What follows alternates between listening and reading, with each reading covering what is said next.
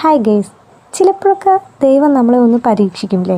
അങ്ങനെയാണ് ഞങ്ങൾ മെഡിക്കൽ കോളേജിൽ പോകുന്നത്. തൊട്ട വീട്ടിലെ ചേച്ചിൻ്റെ കുടയും വാങ്ങി മെഡിക്കൽ കോളേജിൽ പോകുമ്പോൾ മഴയാണ് പ്രതീക്ഷിച്ചത്. പക്ഷേ ഒടുക്കത്തെ വെയിലായിരുന്നു.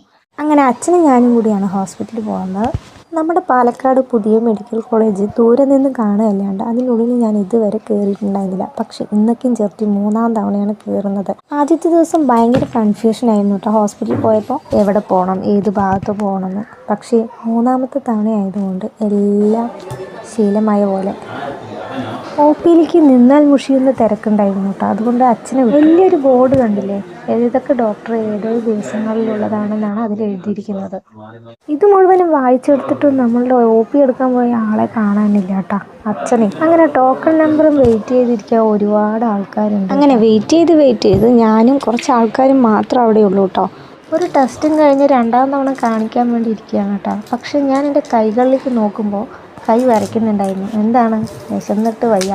സമയം 2 മണി ആവാറായി. പിന്നെ കൃത്യസമയത്ത് പൊതിച്ചോറ് കിട്ടിയിട്ടാ. വിശന്നിരിക്കുന്നവർക്ക് ഈ പൊതിച്ചോറ് ഭയങ്കര ആശ്വാസമാണ് കേട്ടോ.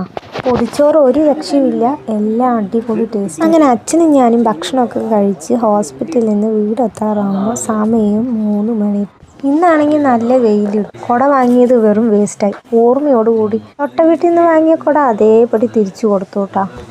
വീട്ടിൽ പോയതും ഒരു സർപ്രൈസ് അവിടെ കാത്തിരിക്കുന്നുണ്ടായിരുന്നു. ഒന്നുമില്ല, ബാങ്കിലെ ഒരു കടലാസാണ്.